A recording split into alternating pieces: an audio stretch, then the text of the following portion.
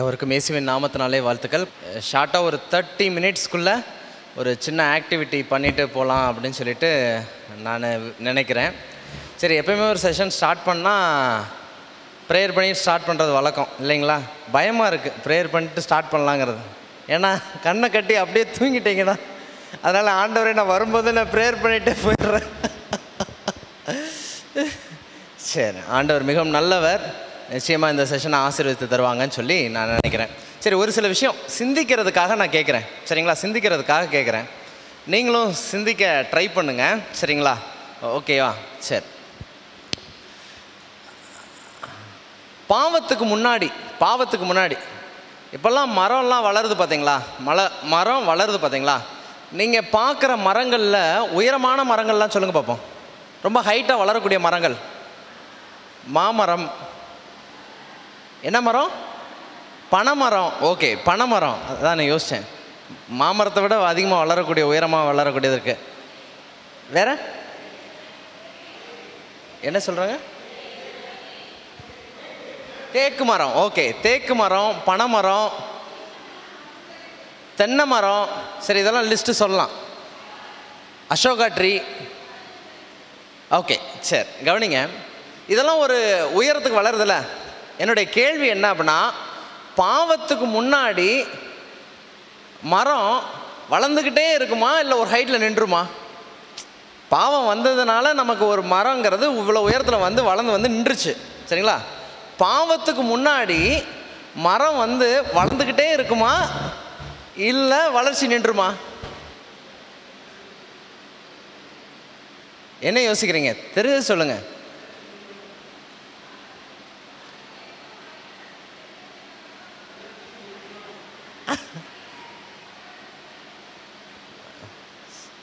பாவத்துக்கு முன்பதாக வளர்ச்சி என்பது வளர்ந்து கொண்டே இருக்குமா, இல்லை வளர்ச்சி ஸ்டண்ட்டாக இருக்குமா?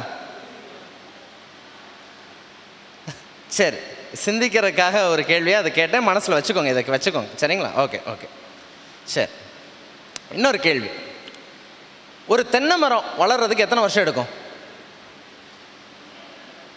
ரேட் ஆஃப் க்ரோத் எத்தனை வருஷம் எடுக்கும்? ஒருவேளை எனக்கு சரியாக சவுண்டு கேட்கறதுனால நீங்கள் கைகளில் உங்கள் நம்பர்ஸை சொல்லலாம். ஓகே, 10 வருஷம், 5 வருஷம். ஓகே, அடுத்து இப்போ இருக்கிற ஹைப்ரிட் வெரைட்டி 3 வருஷத்துலேயும் இருக்குது. 3 வருஷம்லாம் இருக்குது. சரி, 3 வருஷம் எடுக்குது கனி கொடுக்கறதுக்கு. ஒரு மரம் கனி கொடுக்கறதுக்கு 3 வருஷம் எடுக்குது. ஒரு மரம் கனி கொடுக்கறதுக்கு 5 வருஷம் எடுக்குது, 7 வருஷம் எடுக்குது. இப்படி இருக்குது. சரிங்களா? இப்போ ஆண்டவர் மரத்தை எந்த நாள் படைச்சாரு? 3ஆவது நாள். சூப்பர். சரி, ஆண்டவர் 6ஆவது நாள் ஒரு கட்டளை கொடுக்குறாரு ஆதாமுக்கு. என்ன கட்டளை கொடுக்குறாரு அப்படின்னா, நீ இங்கே தோட்டத்தில் உள்ள சகல விருட்சத்தின் கனியையும் புசிக்கலாம், நன்மை தீமை அறியத்தக்க விருட்சத்தின் கனி என்ன பண்ணக்கூடாது? புசிக்கக்கூடாது. அப்படின்னா 3ஆவது நாள் ஆண்டவர் மரத்தை படைக்கிறாருன்னா அது கனி கொடுக்குற ஸ்டேட்டுக்கு எத்தனை நாளில் வந்துடுது? 3ஆவது நாள் ஆண்டவர் மரத்தை படைக்கிறார் அப்படின்னா 6ஆவது நாள் கனி சாப்பிடக்கூடாதுன்னு. கனி சாப்பிட்றது எத்தனை நாளில் அந்த மரம் வளருது? 3 நாளைக்குள்ளே வளர்ந்துருக்கணும் இல்லைங்களா? கணிப்பு படி 3 நாளைக்குள்ளே வளர்ந்துருக்கணும். அப்போ பாவத்துக்கு முன்னாடி மரத்தினுடைய வளர்ச்சி விகிதம் எவ்வளவா இருந்துச்சு, பாவத்துக்கு அப்புறம் எப்படி இருந்துச்சு? சிந்திக்கிறதுக்காக சொல்கிறேன். சரிங்களா? ஓகே. சரி, இன்னொரு சிந்தனைக்கான ஒரு விஷயம் கேட்குறேன் நான். சரிங்களா? இப்போ தான் மைண்டு போர்வை போற்றி தூங்குறதுக்கு போனதை கொஞ்சம் தட்டி எழுப்பி கொஞ்சம் சிந்திக்க தோணும். ஓகே, இன்னும் கொஞ்சம் சிந்திக்கலாம். சரிங்களா? ஓகே, என்ன சிந்திக்கலாம் அப்படின்னா, இப்போ ஆண்டவர் ஆதாமை கூப்பிட்டு மிருகங்களுக்கு பேர் வைக்க சொன்னார். சரிங்களா? எத்தனை ஆயிரம் மிருகங்கள் இருக்குன்னு நினைக்கிறீங்க? ஒரு தோராயமாக சும்மா சொல்லுங்கள். எத்தனை ஆயிரம் மிருகங்கள் இருக்குன்னு நினைக்கிறேன்? யாராவது பயாலஜி டீச்சர்லாம் இருக்கிறீங்களா? பயாலஜி சயின்ஸ் டீச்சர் யாராவது? சரி, தெரியாட்டினாலும் சொல்லலாம். எத்தனை ஆயிரம் மிருகங்கள்லாம் இருக்குன்னு நினைக்கிறீங்க? 10,000மா? ஒரு 10,000 வச்சுக்கலாமா? 10,000 ஜாதிகள் வச்சுக்கலாமா? ரொம்ப கம்மியாக தான் நான் சொல்லியிருக்கேன்னு நான் நினைக்கிறேன். ரொம்ப கம்மி தான். சரிங்களா? இப்போ ரொம்ப கம்மி. சரி, இதை விட இன்னும் கம்மியாக கூட நான் வச்சுக்கிறேன். 2,000 ஜாதின்னு வச்சுக்கிறேன். 2,000 கைண்ட்ஸ் அப்படின்னு வச்சுக்கலாம். சரிங்களா? 2,000 ஜாதின்னு கூட வச்சுக்கலாம். சரி, இப்போது ஒரு நாளைக்கு எத்தனை மணி நேரம் சொல்லுங்கள் பார்ப்போம்? ஒரு நாளைக்கு எத்தனை மணி நேரம்? 24 மணி நேரம். எத்தனை நிமிஷம்? எத்தனை நிமிஷம்? 1 மணி நேரத்துக்கு 60 நிமிஷம். அப்போ கணக்கு புத்தியுள்ளவன் கணக்கு பார்க்க கடவன். 24 × 60 சொல்லுங்க. 24 × 60. அதை நில்லுங்க பிரதர், இங்கே கொஞ்சம் பிரெயின் கொஞ்சம் ஸ்டக்காகி நிற்கிது ரொம்ப பேருக்கு. 24 × 60 1440. 1440 நிமிஷம். சரிங்களா? கவனிங்க, ஒரு 2000 விதமான மிருகங்களை ஆண்டவர் படைச்சு முன்னாடி கூட்டு வந்திருந்தாலும் நிமிஷத்துக்கு ஒரு மிருகத்துக்கு பேர் வச்சுருந்தா கூட எத்தனைக்கு தான் வச்சுருக்க முடியும்? எத்தனை தான் வச்சுருக்க முடியும்? 1440 தான் வைக்க முடியும். கரெக்டாக நான் சொல்கிறது? கரெக்டா? ஆனால் அன்னைக்கு ஆண்டவர் தோட்டத்தை பண்படுத்த சொல்கிறாரு. இதில் தூங்க வச்சு ஏவாளை படைச்சு கூட்டு வராரு. ஏவாளை பார்த்து கவிதைலாம் பேசுகிற சீன்லாம் இருக்குது. இவ்வளோ விஷயம் இருக்குது. அப்படின்னா பேர் வைக்கிற சீன் வந்து ரொம்ப கம்மி. கரெக்டாக நான் சொல்கிறது? பேர் வைக்கிற நிகழ்வு கம்மி. அப்போ அவர் எவ்வளோ ஃபாஸ்ட்டாக பேர் வச்சுருப்பார். இன்றைக்கெல்லாம் பார்த்தீங்கன்னா ஒரு பிள்ளைக்கு அம்மா அப்பா பேர் வைக்கிறதுக்குள்ளே அதுவே ஒரு 3-4 மாதம் ஆயிடுது இல்லை? அடுத்த சரி கவனிங்க, இப்போ பேர் வைக்கிறனா சும்மா பேர் வைக்க முடியாது. ஆதாம் வந்து என்ன பண்ணுறாரு அப்படின்னா, ஒரு மிருகம் இருக்குன்னா அதனுடைய சுபாவத்தை கிராஸ் பண்ணணும். குரங்கு அப்படின்னா நமக்கு தெரிஞ்ச அதனுடைய விஷயங்கள்லாம் நமக்கு தெரியும். ஆந்தானா நமக்கு அதனுடைய மொழி ஞாபகத்துக்கு வரும். காக்கானா ஒரு இது விஷயம். அப்போ ஒரு விஷயம் பேர் வைக்கிறாருன்னா பின்னாடி திரும்ப கேட்டோன்னா அவர் ஸ்டோர் பண்ணி வச்சு என்ன பண்ணுவார்? சொல்லுவார். இன்றைக்கெலாம் நமக்கெல்லாம் பல பேருக்கு கணவர் ஃபோன் நம்பரே தெரியாமல் பதிஞ்சு வச்சுருக்கோம் இல்லைங்களா? மனைவி ஃபோன் நம்பர் தெரியாத கணவன்மார்கள் இருக்கிற அளவுக்கு தான் நம்முடைய மூளை சிந்திக்கும் திறன் இருக்குது. இப்போ யோசிச்சு பாருங்கள், அத்தனை ஆயிரம் மிருகங்களுக்கு பேர் வைக்கணும் அப்படின்னா அவருடைய சிந்திக்கும் திறன் எவ்வளவா இருந்திருக்கும்? இதெல்லாம் வந்து இதை ஜஸ்ட்டு சிந்திக்கிறதுக்கு எவ்வளோ ஃபாஸ்ட்டாக மரம் வளர்ந்துருக்கு. மரம்லாம் வளர்ந்துட்டே இருந்திருக்குமா? இல்லை அவர் இத்தனை இதுக்கு பேர் வச்சுருப்பாருன்னா எவ்வளோ செகண்ட்ஸ்குள்ளே வச்சுருக்கணும். அப்போ அந்த நாளுடைய ஒவ்வொரு செகண்டையும் அவர் எவ்வளோ யூட்டிலைஸ் பண்ணியிருப்பார் அப்படிங்கிறது நம்முடைய சிந்தனைக்கும் அப்பாற்பட்ட விஷயமா இருக்குது. ஆமாவா இல்லைங்களா? ஆமாம். அப்போ வேதம் வந்து நம்ம படிக்க படிக்க இன்னும் ஆழமாகவும் நம்முடைய சிந்தனைக்கு அப்பாற்பட்ட விஷயங்களை தெரிந்து கொள்கிறதுக்கும் என்னவா இருக்குது? உதவியாக இருக்குது. சரிங்களா? அதனால் நீங்கள் வேதத்தை படிக்கும்போது அந்த விஷயத்துக்குள்ளே போய் இதெல்லாம் உண்மையிலே பேர் வச்சாருன்னா எத்தனை பேருக்கு பேர் வச்சுருப்பார், எப்படிலாம் பேர் வச்சுருப்பார் அப்படிங்கிறதெல்லாம் நீங்கள் என்ன பண்ணணும்? சிந்திக்க ஆரம்பிக்கணும். வாசிக்கிறவன் சிந்திக்க கடவன். அந்த வசனத்தின்படி என்ன பண்ணலாம்? சிந்திக்கலாம். சரி, இப்போது ஒரு சில விஷயங்கள் சிந்திக்கிறதுக்கு என்ன பண்ணலாம்? ட்ரை பண்ண போகிறோம். நீங்கள் என்ன பண்ணுங்கள்? ஒத்துழைக்கணும்னு சொல்லிவிட்டு நான் என்ன பண்ணுறேன்? கேட்டுக்கொள்கிறேன். சரிங்களா? ஓகே. சரி, பைபிளில் ஒரு சில விஷயங்களை நம்ம தெரிந்து கொள்வதற்காக நான் ஒரு சில கேள்விகளை நான் என்ன பண்ண போகிறேன்? கேட்க போகிறேன். அதனால் நீங்கள் ரெடியாக என்ன பண்ணுங்கள்? பதில் சொல்கிறதுக்கு காத்துருங்க. ஓகே. ஒரே மாதிரியான விஷயம் நான் சொல்லுவேன், நீங்கள் என்னன்னு சொல்லணும். நீங்கள் தான் தியானிக்க போகிறீங்க. சரிங்களா? ஓகேவா? சரி.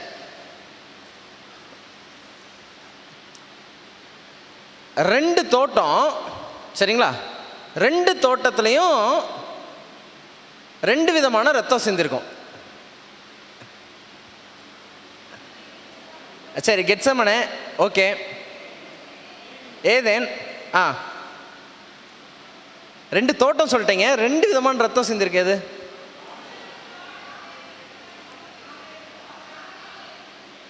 என்ன சிந்திருக்கு? வாங்க முன்னாடி.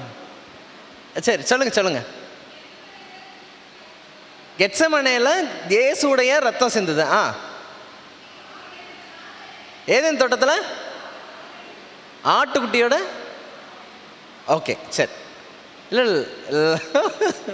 இப்படி தான் நம்மளுடைய பிள்ளையை கூட ஆண்டவர் சரியாக மாற்றிடுவார்.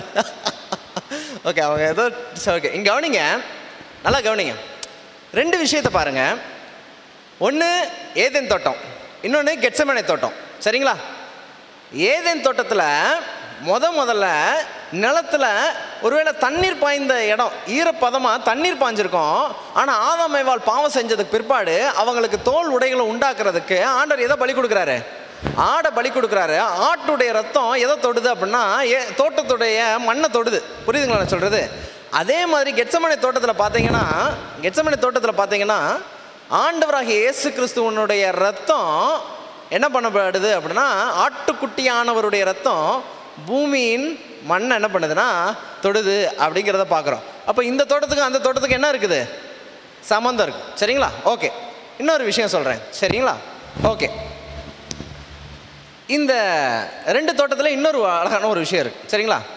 இந்த 2 தோட்டத்துக்கும் வேர்வைக்கும் சம்மந்தம் இருக்குது. என்ன சம்மந்தம் இருக்குது வேர்வைக்கும்? இந்த தோட்டத்தில் ஆண்டவர் ஒரு சாபம் கொடுக்குறாரு. என்ன சாபம் கொடுக்குறாரு? நீ வேர்வை சிந்தி என்ன பண்ணுவ? உழைப்பங்கிற சாபம் வந்து கொடுக்கப்படுது. அப்போ பாவத்தின் விளைவான சாபம் எங்கே கொடுக்கப்படுதுன்னா ஏதேன் தோட்டத்தில். சரிங்களா? இங்கே கெத்செமனே தோட்டத்தில் ஏதாவது வேர்வை வந்துச்சா? யாருக்கு வந்துச்சு? ஏசப்பாவுக்கு வந்துச்சு. என்ன வேர்வை வந்துச்சு? ரத்தம் வேர்வையா என்ன பண்ண? வேர்வை துளி ரத்தத்தின் பெருந்துளியா தரையில் விழுந்துச்சுன்னு. அப்போ கவனிங்க, கெத்செமனே ஏதேன் தோட்டத்தில் மனிதன் செய்த பாவத்தின் சாபத்தை கெத்செமனே தோட்டத்தில் ஆண்டவராகிய இயேசு கிறிஸ்து என்ன பண்ணுறாரு? சுமந்தாருங்கிறதுக்கு இது ஒரு அடையாளம். சரிங்களா? சரி, ஓகே. இன்னொரு விஷயம் நம்ம என்ன பண்ணலாம், இன்ட்ரெஸ்டிங்காக படிக்க போகிறோம். சரிங்களா? அந்த இன்ஸ்ட்ருமெண்ட் வந்து பாஸ்டர் மாட்ட தான் இருக்குது, ப்ளீஸ் வாங்கிட்டு. ஓகே, இப்போ கவனிங்க, கெத்செமனே தோட்டத்தில் ஒரு முக்கியமான விஷயம் நடக்குது. சரிங்களா? முக்கியமான விஷயம் இருக்குது. இது ரெண்டையும் என்ன பண்ணுங்க, கவனமாக கேளுங்க. கெத்செமனே தோட்டத்தில் என்ன பண்ணுது? ஆமாம், என்ன பண்ணுறாங்க அப்படிங்கிறத நான் சொல்கிறேன். இப்போ பழத்தை சாப்பிட்டதுக்கப்புறம் ஆண்டவர் என்ன பண்ணுறாரு? பழத்தை சாப்பிட்டோடனே ஆண்டவர் என்ன பண்ணுறாரு? ஓகே, சரி. பழத்தை சாப்பிட்டோடனே அவங்கள என்ன பண்ணிடுறாரு? ஆண்டவர் தோட்டத்தை விட்டு துரத்துறாரு. ஏன் துரத்துறாரு? நல்லா வாசிங்க, எடுத்து வாசிங்க, பைபிள் எடுங்க. நம்ம அடுத்த பைபிளில் தான் இன்னும் ஒரு 20 மினிட்ஸ் ட்ராவல் பண்ண போகிறோம். ஆதியாகமம் 3வது அதிகாரம் கடைசி 2 வசனங்களை வாசிங்க.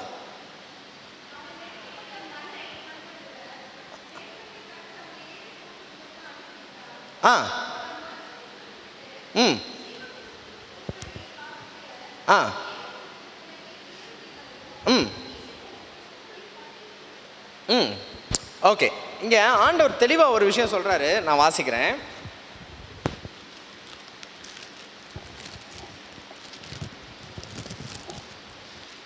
அவர் மனுஷனை துரத்திவிட்டு ஜீவ விருட்சத்துக்கு போகும் வழியை காவல் செய்ய ஏதேன் தோட்டத்து கிழக்கே கேருபீன்களையும் வீசிக்கொண்டிருக்கிற சுடரொளி பட்டயத்தை என்ன பண்ணார்? வைத்தார். சரிங்களா? இப்போ கவனிங்க, யார்? கேல்வின் கொஞ்சம் ஹெல்ப்புக்கு வாங்க. கேல்வினை கேமராவில் கவர் பண்ணிடுவீங்களா? ஓகே, வாங்க ப்ளீஸ். சரி, கவனிங்க. இப்போது கேல்வின் வந்து ஜீவ விருட்சம்னு வச்சுக்கோங்க. சரிங்களா? இந்த ஜீவ விருட்சத்திட்ட தான் என்ன இருக்குது அப்படின்னா, ஜீவ விருட்சத்தின் கனி இருக்குது. இந்த கனி தான் ஒரு மனிதனுடைய ஆயுள் நாட்களை நீடிக்க செய்யக்கூடிய கனியாக இருக்குது. சரிங்களா? ஓகேவா? இந்த கனியை மனுஷன் திரும்ப பாவம் செஞ்சதுக்கப்புறம் ஜீவ விருட்சத்தின் கனி என்ன பண்ணக்கூடாது? புசிக்கக்கூடாதுன்னு ஆண்டவர் என்ன காவல் வைக்கிறாரு? என்ன காவல் வைக்கிறாரு? பெரிய பட்டயமாக, தண்ணி பழம் வெட்டுற பட்டயம் எனக்கு கிடைக்கல, இது ஒரு பட்டயமாக என்ன பண்ணிக்கோங்க, நினச்சிக்கோங்க. சுடரொளி பட்டயத்தை என்ன பண்ணுறாரு? காவல் வைக்கிறாரு. சரிங்களா? இப்போது யாராவது வந்தாங்கன்னா இந்த சுடரொளி பட்டயம் என்ன பண்ணிடும்? என்ன பண்ணும்? அவன் சுடரொளி பட்டயத்துடைய வேலையே அந்த ஜீவவிருட்சத்தின் கனியை சாப்பிடக்கூடாதுங்கிறது தான். நான் சொல்கிறது கிளியராக இருக்கா? ஓகே, கிளியராக இருக்கா? ஓகே. இப்போது யாருக்கெல்லாம் ஏதேன் தோட்டம் திரும்ப போகணுன்னு ஆசை? ஏதேன் தோட்டம் திரும்ப போகணுன்னு ஆசையா இல்லையா? தங்கெல்லாம் இருக்குமா? ஓகே, சரி, கவனிங்க. ஏதேன் தோட்டத்துக்கு போகணுன்னு மறுபடியும் ஆசை, போய் ஜீவவிருட்சத்தின் கனியை புசிக்கணும்னு ஆசை. ஆனால் இங்கே தடுக்கிறதுக்கு என்ன இருக்குது? என்ன இருக்குது? பட்டயம் இருக்குது. சரி, எப்போ தான் தோட்டத்துக்குள்ளே போகிறது அப்படின்னு யோசிச்சா, எப்போ புசிப்போமா? இந்த ஜீவவிருட்சத்தின் கனியை எப்போ புசிப்போம்னு பைபிள் சொல்லுது? பரலோகத்துக்கு போகும்போது என்ன பண்ணுவோம்? புசிப்போம். 12 விதமான கனிகளை கொடுக்கக்கூடிய ஜீவவிருட்சத்தின் கனி என்ன பண்ணும்? இருக்குது அப்படின்னு வேதம் என்ன பண்ணுது? சொல்லுது. கரெக்டாக நான் சொல்கிறது? ஓகே, இப்போ கவனிங்க. இந்த சுடரொளி பட்டயத்துக்கும் கெத்செமனே தோட்டத்துக்கும் ஒரு சம்மந்தம் இருக்குது. நான் சொல்கிறது புரியுதுங்களா? நல்லா கவனிங்க, நான் விஷயம் சொல்கிறேன், அதை கவனமாக கேளுங்க. சரிங்களா?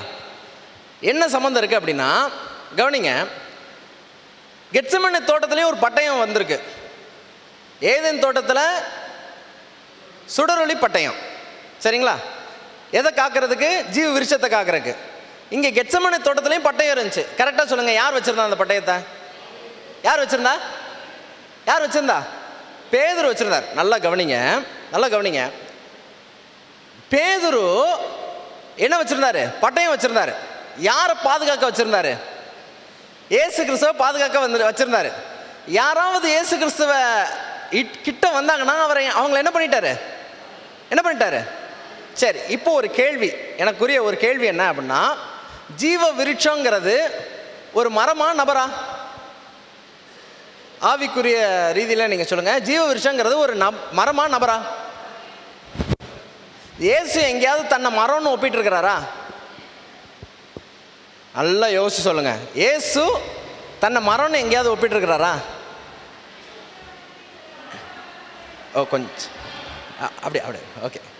பச்சை மரத்துக்கு இந்த பாட்டுனா பட்டை மரத்துக்கு. அப்போ நல்லா கவனிங்க, ஜீவ விருட்சத்துக்கு தேவதூதன் எதை வச்சு காவல் பண்ணுறாரு? சுடரொளி பட்டயத்தோட காவல் பண்ணுறாப்புல. யார்கிட்ட வரக்கூடாது? ஜீவ விருட்சத்தில் போகக்கூடாதுன்னு. அந்த ஜீவ விருட்சம் வேற யாரும் கிடையாது. யாரு? ஆண்டவராகிய இயேசு கிறிஸ்து. புரியுதுங்களா நான் சொல்றது? ஆண்டவராகிய இயேசு கிறிஸ்துட்ட ஒரு நபர் வந்து கைது பண்றதுக்கு வர்றாரு. பேதுரு பட்டயத்தை வச்சு என்ன பண்றாரு? காதை வெட்டுறாரு. அப்ப இயேசு என்ன சொல்றாரு? இயேசு என்ன சொல்றாரு? உன் பட்டயத்தை உரையில போடு அப்படின்னு சொல்றாரு. அப்படின்னா ஏதேன் தோட்டத்தை காவல் செய்து கொண்டிருந்த, சுடரொளி பட்டயத்தோட காவல் செய்துகிட்டு இருந்த அந்த தூதனுடைய வேலை கெத்செமனே தோட்டத்தில் முடிஞ்சிருச்சு. எப்படி அப்படின்னா, கெத்செமனே தோட்டத்தில் அவர் பாவத்தை சுமந்ததுனால உன் பட்டயத்தை தூக்கி என்ன பண்ண, இத்தனை நாள் காவல் காத்துக்கிட்டு தான் பட்டயத்தை தூக்கி உரையில போடு. ஏன்னா கெத்செமனே தோட்டத்தில் அவர் பாவத்தை சுமக்க ஆரம்பிச்சதுனால எல்லாருமே ஜீவ விருட்சத்தின் கனியை புசிக்கிறதுக்கான வாய்ப்பு, திறப்பு என்ன பண்ணுச்சு? ஏற்பட்டுச்சு. நான் சொல்ல புரியுதுங்களா? அப்போ கெத்செமனே தோட்டத்தில், ஏதேன் தோட்டத்தில் உள்ள சுடரொளி பட்டயம், காவல் வைக்கப்பட்டிருந்த அந்த சுடரொளி பட்டயம் எது வரைக்கும் அவைலபிளாக இருந்துச்சு, காவல் காத்துக்கிட்டு இருந்துச்சுன்னா, இயேசு இந்த பூமிக்கு வந்து பாவத்தை சுமக்கிற வரைக்கும் வச்சிருந்துச்சு.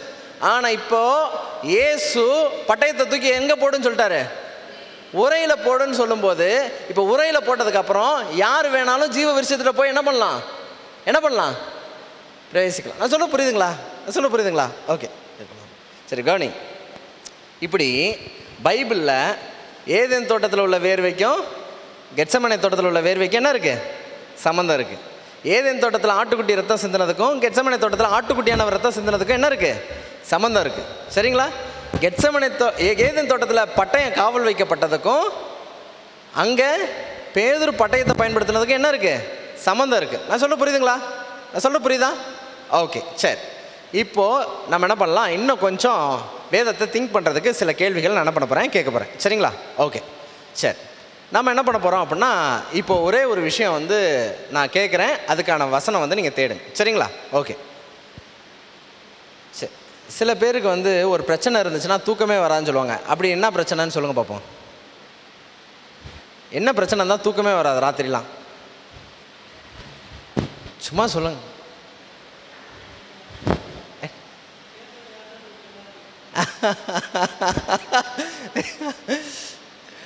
சரி, நான் ஒரு பிரச்சனையை எடுத்துக்கிறேன். சரிங்களா? அந்த பிரச்சனையை வச்சு நம்ம திங்க் பண்ணலாம். சரிங்களா? கடன் பிரச்சனையை எடுத்துக்கலாம். சரிங்களா? ஓகேவா? கடன் பிரச்சனை இருக்கிறவங்களும் பல நாள் தூக்கம் வராது. சரி, என்னடா இப்படி அப்படின்னு சொல்லிட்டு. சரியா? ஓகே, கவனிங்க. சரி. காதல் பிரச்சனையும் அப்படிதான் அப்படின்னு சொல்லி பாஸ்டர் சொல்கிறாங்க. ஓகே, கவனிங்க. இப்போ நம்ம ஒரு சின்ன சின்ன விஷயங்கள் வந்து என்ன பண்ணலாம், படிக்கலாம். வேதத்துடைய மகத்துவத்தை நம்ம என்ன பண்ணலாம், தெரிஞ்சுக்கலாம். சரிங்களா? ஓகே. இப்போது கடன் சரிங்களா? இப்போது வேதத்தில் ஒருத்தன் கடன் கொடுக்குறான், வட்டிக்கு கொடுக்குறான் அப்படின்னா சரியா தப்பா? வட்டிக்கு கொடுக்குறான், சரியா தப்பா? டக்குன்னு சொல்லுங்க. தப்பு. சரியா? ஓகே. அவனுக்கு என்ன பேர் வைக்கலாம்? ஏதோ ஒரு பேர் சொல்லுங்க. கடன் வட்டிக்கு கொடுக்குறவனுக்கு என்ன பேர் வைக்கலாம்? ஆதாம் அத்தனை பேர் வச்சாருன்னு சொல்கிறேன். காலங்காத்தால நீங்கள் பேர் வைக்காமல் இப்படி யோசிக்க, ஒரு பேர் வைங்க. என்ன பேர் வைக்கலாம்?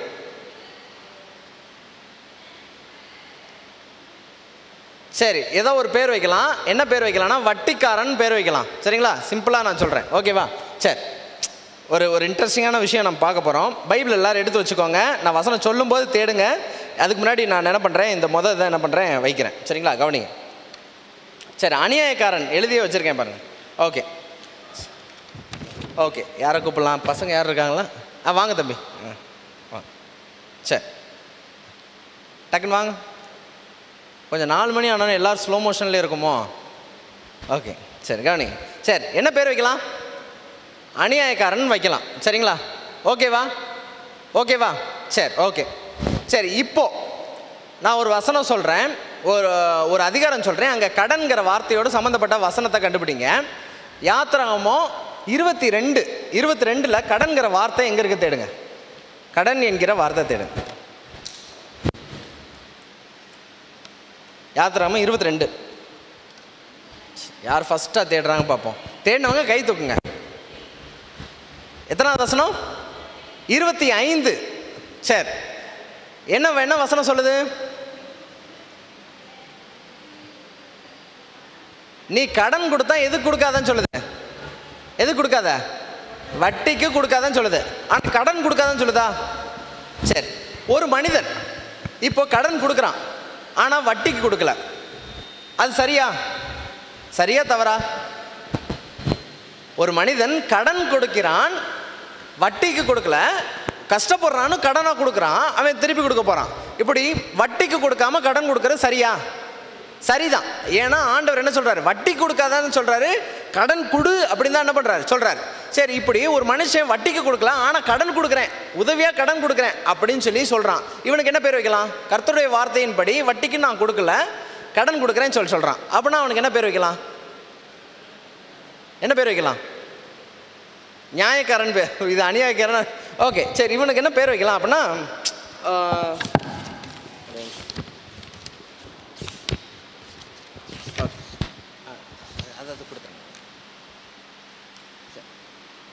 கர்த்தருடைய வார்த்தையை கடைபிடிக்கனால அவனுக்கு என்ன பேர் வைக்கலாம்? நீதிமான் பேர் வைப்போம். சரிங்களா? ஓகே, நீதிமானுக்கு வாங்க தம்பி, வாங்க டக்குன்னு வாங்க. சரியா? சரி, இப்போ கவனிங்க. இப்போ 2 பேரில் எந்த கேரக்டராக இருக்குன்னு ஆசைப்பட்றீங்க? 2 பேரில் யாராக இருக்குன்னு நினைக்கிறீங்க? நீதிமான். சரியா? சரி, இப்போ இன்னொரு விஷயம். சரிங்களா? இன்னொரு அதிகாரம் சொல்கிறேன், அதில் கடன்கிற வார்த்தையோடு சம்மந்தப்பட்ட வசனம் தேடுங்க. லூக்கா 6ஆம் அதிகாரம் தேடுங்க. லூக்கா 6 சடன்னு வேகமாக தேடுங்க பார்ப்போம்.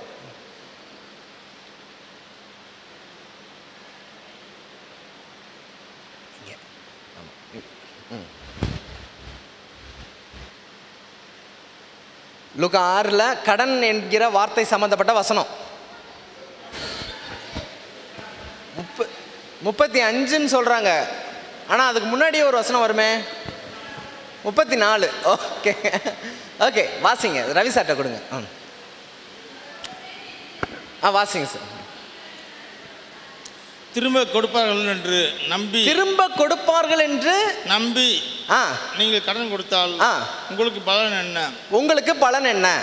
திரும்ப தங்களுக்கு கொடுக்கப்படும்படியாக பாவிகளும் திரும்ப கொடுப்பாங்கன்னு பாவிகளுக்கு கடன் கொடுக்குறாங்க. சரி, அடுத்து உன் சத்துருக்களை சிநேகியுங்கள், நன்மை செய்யுங்கள், கைமாறு கருதாமல் கடன். சரி, ஓகே, கண்டுபிடிச்சிங்களா? கைமாறு கருதாமல் கடன் கொடுங்கள். இப்போ நான் ஒன்று சொல்கிறேன். ஒருத்தர் வட்டிக்கு கடன் கொடுத்தார், அவருக்கு அநியாயக்காரன் சொல்லிட்டோம். ஒருத்தர் வட்டிக்கு கொடுக்கல, ஆனால் கடனாக கொடுத்தாரு, அவர் என்னன்னு நம்ம சொன்னோம்? கர்த்தருடைய வார்த்தையின்படி சரியாக இருந்தாருன்னு சொல்லிட்டு என்னன்னு சொல்லியிருக்கோம்? நீதிமான் நம்ம என்ன பண்ணிட்டோம்? சொல்லிட்டோம். சரியா? இப்போ அதுக்கும் மேலே ஆண்டவர் ஒன்று சொல்கிறாரு. என்ன சொல்கிறாரு? நீ கடன் கொடுத்தேன்னா திருப்பி கொடுப்பான்னு நினச்சி என்ன பண்ணாத, கொடுக்காதுன்னு சொல்கிறார். சரி, இவருக்கு என்ன பேர் வைக்கலாம்? தாராள பிரபு. சரி, இது பாருங்க, இதுக்கு ஒரு இது பண்ணுவான். சரிங்களா? சரி, இது வந்து நீதிமானுக்கு மேலே. நான் சொல்ற புரியுதா? கர்த்தருடைய வார்த்தையின்படி வட்டிக்கு கொடுக்கல, ஆனால் என்ன பண்ணிட்டேன்? கடனாக கொடுக்குறேன். அதுவே நீதிமான் தான், கர்த்தருடைய வார்த்தையின்படி தான் செய்கிறான். ஆனால் இந்த நபர் எப்படி இருக்காங்க அப்படின்னா, என்ன பண்ணுறாங்க? திருப்பி கொடுப்பாங்கங்கிற நம்பிக்கை இல்லாமல் என்ன கொடுக்குறாங்க? கடன் கொடுக்குறாங்க. சரி, இப்போ இந்த 3 கேட்டகரியில் எந்த கேட்டகரியாக இருக்குன்னு ஆசைப்படுறீங்க? எந்த கேட்டகரி? அநியாயக்காரனா, நீதிமானா? நீதிமானுக்கு மேலையா? சரி, நீதிமானுக்கு மேலே ஒரு விஷயம் இருக்கு. சொல்லவா தேடுறீங்களா? ஓகே, பிலமோன் புத்தகத்தில் தேடுங்க. நல்ல வேளை வசனம் சொல்ல வந்துருச்சு. பிலமோன் புத்தகத்தில் தேடுங்க. இதுக்கு மேலே ஏதாவது இருக்கா பார்ப்போம்.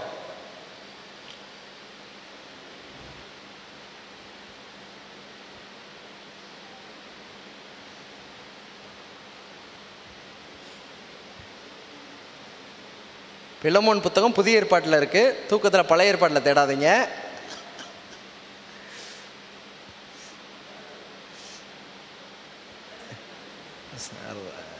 ஒரு நிமிஷம் வெயிட் பண்ணுங்க சார், மற்றவங்களுக்கு கொஞ்சம் என்ன பேப்பர் திருப்புற சத்தமே இல்லை, வசிச்சுக்கிட்டு இருக்கீங்களா? எடுத்துட்டீங்களா? பக்கம் என்ன சொல்லுங்கள் சார். தம்பி சார்ட்ட மைக் கொடுங்க. 297 கண்டுபிடிச்சாச்சுங்களா? ஓகே சார், வாசிச்சிருங்க சார். அப்படியே 18வது வசனம் பாருங்களேன். 18. வாசிங்க சார். அவன் உனக்கு யாதொரு அநியாயம் செய்வதுண்டானால் உம்மிடத்தில் கடன் பட்டது உண்டானால் அதை என் கணக்கிலே வைத்துக் கொள்ளும். இப்போ கவனிங்க. இப்போ பவுல் சொல்றாரு, பிலமோன்ட்ட சொல்றாரு, ஒனேசிமன் ஒருத்தர் வந்து அவர்கிட்ட இருந்து ஏதோ ஒன்று திருடிட்டு இங்கிட்ட ஓடி வந்துட்டாரு. உனக்கு ஏதாவது அநியாயம் செஞ்சிருந்தானா, உன்கிட்ட கடன் பட்டிருந்தானா, அந்த கடனை யார் கணக்கில் வச்சுக்கோங்க, ஏன் கணக்கில் வச்சுக்கோங்க, நான் என்ன பண்ணுறேன், அடைக்கிறேன்னு. இப்போ கவனிங்க, வட்டிக்கு கொடுக்கறது அநியாயம். வட்டி கொடுக்காம ஒருத்தனுக்கு உதவியாக கடனாக கொடுக்கறது நீதிமான். சரிங்களா? அதுலேயும் திருப்பி கொடுக்காம கைமாறுக்கிறதாம கொடுக்குறான் அப்படின்னா அது நீதிமானுக்கு மேலே ஒரு படி. சரிங்களா? இப்போது கைமாறுக்கிறதாம கடன் கொடுக்குறேன், திருப்பி தருவாங்கங்கிற நம்பிக்கை இல்லை, இருந்தாலும் மனசார நான் என்ன பண்ணுறேன், கொடுக்குறேன். இப்போ அடுத்தவன் கடனை அடைக்கிறேன். இது நீதிமானுக்கும் மேலே ++ஆக இருக்குது. இப்போ எந்த கேட்டகரியாக இருக்குன்னு நினைக்கிறீங்க? என்ன கேட்டகரியாக இருக்குன்னு நினைக்கிறீங்க? சரி, இந்த கேட்டகரியில் இயேசு எந்த கேட்டகரியில் வர்றாரு? நம்ம பாவ கடனை அடுத்தவன் கடனை அடைக்கணுங்கிற மனசு இருக்குது பார்த்தீங்களா, அதுதான் இயேசுடைய மனசு. அப்போ நாம் ரொம்ப நேரத்தில் கர்த்தருடைய வார்த்தையை கடைப்பிடிக்கணும்னு நினைப்பில் எந்த இடத்துல நின்றுடுறோம் அப்படின்னா அங்கிட்டிருந்து வந்துடுறோம். வட்டிக்கெலாம் இது இல்லை. ஆனால் எந்த ஸ்டேட்டுக்கு வந்துட்டோம்னா நீதிமான் ஸ்டேட்டுக்கு வந்துடும். உதவியை கேட்டாங்கன்னா கடன் என்ன பண்ணுறோம், கொடுக்குறோம்.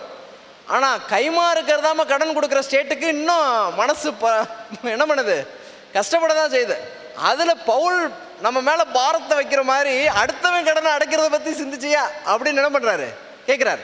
அப்போ நீதிமான வாழ்கிறதுல நாம் உச்ச நிலை இருக்க அதெல்லாம் நம்ம சிந்திக்கிறோமா? சொல்கிறது புரியுதுங்களா? ஓகே, சரிங்களா? சரி, இதில் இன்னொரு விஷயம் நம்ம கடனில் நம்ம பார்த்தோம். இன்னொரு ஒரு விஷயம் என்ன பண்ணுறேன் சொல்லி நம்ம என்ன பண்ணலாம், நிறைவு செய்யலாம். சரிங்களா? ஓகே.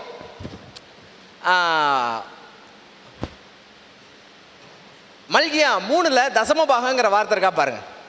மல்கியா 3ல் டக்குன்னு எடுத்து வாசிங்க. மல்கியா 3ல் அப்படின்னு இல்லைங்க,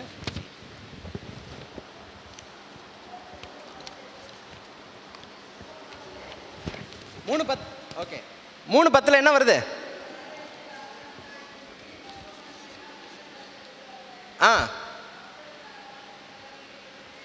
ஓகே, வசனம் நமக்கு தெளிவாக அந்த தசம்பாக வசனம் எல்லா வட்டமும் காணிக்கையின் முன்னாடி பலமுறை வாசிக்கப்பட்ட வசனம் என்னென்னா, என்ன பண்ணுறீங்க, வஞ்சிக்கிறீங்க.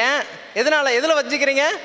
தசம்பாகத்துலேயும் காணிக்கல. சரி, இப்போ கவனிங்க, அந்த பேப்பரை எடுத்துக்கோங்க, இதை வச்சுக்கோங்க. சரி, இப்போ தசம்பாகம் வைக்காதவனுக்கு என்ன பேர் கொடுக்கலாம்? எதில் வஞ்சிக்கிறோம்? சரி, தசமபாகம் காணிக்க சரியாக ஆண்டவருடைய வார்த்தையின்படி செய்யலைன்னா அவன் எந்த கேட்டகரியில் வர்றான்? என்ன பேர் போட்டிருக்கு? வஞ்சகன். சரியா? ஓகே, சரிங்களா? சரி, இப்போ அடுத்ததாக தசமபாகம் கொடுக்குற ஒரு கேரக்டரை பார்க்க போகிறோம். சரிங்களா? இந்த கேரக்டர் வந்து மத்தேயு 23ல் இருக்குது, தேடுங்க பார்ப்போம். சரி, யார் ஃபஸ்ட்டு சொல்கிறாங்களோ, நான் ஒரு சின்ன புக்லெட் வச்சுருக்கிறேன், நான் அதை ப்ரைஸாக கொடுக்குறதா கொண்டு வந்தேன். எடுத்தவங்க கை தூக்குங்க பார்ப்போம்.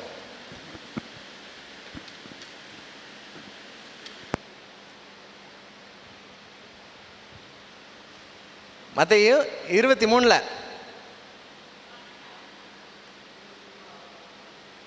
23 அதே வசனம் இருக்கான்னு பாருங்க. மத்தேயு 23 பாருங்க. என்ன வசனம் வாசிங்க? 23 வாசிக்கிறவங்களுக்கு மைக் மட்டும் கொடுங்கப்பா. வாசிங்க, டக்குன்னு வாசிங்க. ஐயோ, நீங்கள் ஒற்றதாமிலும் வெந்தயத்திலும் சீரகத்திலும் தசமபாகம் செலுத்தி நியாய பிரமாணத்தில் கற்பித்திருக்கிற. சரி, இப்போ பரிசேயர் வேத பாரகரும் என்ன வைக்கிறாங்க? தசமபாகம் வைக்கிறாங்க. ஆனால் என்ன இல்லையா அவங்ககிட்ட? என்ன இல்லையா? நீதியும் இரக்கமும் இல்லையா? சரிங்களா? இப்போ தசமபாகம் வைக்காதவனுக்கு என்ன பேர் வச்சோம்? என்ன பேர் வச்சோம்? வஞ்சகன். இப்போ தசமபாகம் வைக்கிற நபர் யாருன்னா வேதபாரகரும் பரிசேயனும். ஆனால் அவங்ககிட்ட நீதியும் இறக்கம் இருந்துச்சா? இல்லை. நீதியும் இறக்கமும் இல்லாமல் என்ன வைக்க முடியுது? தசமபாகம் வைக்க முடியாது. அதனால் இவங்களுக்கு என்ன பேர் வைக்கலாம் அப்படின்னா, ஒருவேளை சுயநீதிக்காரன் வைக்கலாம். அதாவது அவன் செய்கிறதான் ரைட்டுன்னு நினச்சிட்டு என்ன பண்ணுறான், செய்கிறான். ஆனால் ஆண்டவருடைய நீதி இறக்கம் இல்லை. சரிங்களா? ஓகே, சரி. அடுத்ததாக ஒரு கேள்வி கேட்குறேன். சரிங்களா? அடுத்ததாக ஒரு கேள்வி கேட்குறேன். நீங்கள் கரெக்டாக பதில் சொல்றீங்கன்னா பார்ப்போம். பைபிளில் முதல்ல யார் தசமபாகம் கொடுத்தா? ஆபிரகாம் யாருக்கு கொடுத்தாரு? மெல்கிசேதேக்கு கொடுத்தாரு. இப்போ ஆபிரகாம் மனசார கொடுத்தாரா, நீதி இரக்கத்தோடு கொடுத்தாரா, இல்லை இந்த மாயக்காரராகிய பரிசேயர்கள் மாதிரி கொடுத்தாரா? மனசார கொடுத்தாரு. சரி, ஆபிரகாமுக்கு என்ன பேர் வைக்கலாம்? என்ன பேர் வைக்கலாம்? என்ன பேர் வைக்கலாம்? நீதிமான் வைக்கலாம். சரிங்களா? இப்போ நீங்கள் தசமபாகம் வைக்கிறதுல யார் மாதிரி இருக்கணும்? வைக்க தவிர வஞ்சகன் மாதிரி இருக்கணுமா, வச்சாலும் நீதி இறக்கம் இல்லாத சுயநீதிக்காரன் மாதிரி இருக்கணுமா, இல்லை மனசார வைக்கிற ஆபிரகாம் மாதிரி இருக்கணுமா? எதுன்னு சொல்லுங்க. மனசார வைக்கிற. சரி, இப்போ நல்லா கவனிங்க. இப்போ இதுக்கு மேலே ஏதாவது இருக்கான்னு சொல்லி நான் சொல்கிறேன். சரிங்களா? சொல்லி நான் நிறைவு செய்கிறேன். சரிங்களா? ஓகே. இப்போ லூக்கா 21 போய் வாசிங்க. லூக்கா 21 1ஆவது வசனம் 2ஆவது வசனம் வாசிங்க.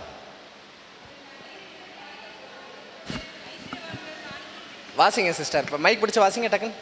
அவர் கண்ணேறிட்டு பார்த்தபோது ஐஸ்வர்யவான்கள் காணிக்கை பெட்டியிலே தங்கள் காணிக்கைகளை போடுகிறதை கண்டார். ஒரு ஏழை விதவை அதிலே 2 காசை போடுகிறதையும் கண்டு, இந்த ஏழை விதவை மற்ற எல்லாரை பார்க்கிலும் அதிகமாய் போட்டால். சரி, எல்லாரும் பார்க்கலும் இந்த ஏழை விதவை அதிகமாக போட்டாங்களா? சரி, தொடர்ந்து வாசிங்க. அவர்கள் எல்லாரும் தங்கள் பரிபூரணத்திலிருந்து எடுத்து தேவனுக்கென்று காணிக்கை போட்டார். மற்றவங்கள ஆண்டவர் டிஸ்கரேஜ் பண்ணல. மற்றவங்க தன்னுடைய பரிபூரணத்திலிருந்து யாருக்கு கொடுத்தாங்களா? யாருக்கு காணிக்கை போட்டாங்களா? வாசிங்க சிஸ்டர் அந்த வசனத்தை. தேவனுக்கென்று காணிக்கை போட்டார்கள். தேவனுக்கென்று தான் காணிக்கை போட்டாங்க. புரியுதுங்களா சொல்றது? மற்றவங்கள பரிபூரணத்திலிருந்து தேவனுக்கென்று காணிக்கை போட்டாங்க. ஆனா இவளோ தன் வறுமையிலிருந்து தன் ஜீவனுக்கு உண்டாயிருந்ததெல்லாம் போட்டு விட்டாள். சரி, இப்போ கவனிங்க. இப்போ 10% வச்ச தசமபாகம், 10% வச்ச மனசார வச்ச ஆபிரகாம் யாருன்னு பேர் வச்சிருக்கோம்? நீதிமான்னு பேர் வச்சிருக்கோம். ஆனால் மனசார 100% வச்சவங்களுக்கு என்ன பேர் வைக்கலாம்? மனசார 100% வச்சவங்களுக்கு என்ன பேர் வைக்கலாம்? யாரை கூப்பிடலாம்? தம்பி வாங்க. கேரி வரீங்களா? கொஞ்சம் உட்காருங்க. வாங்க, டக்குன்னு வாங்க.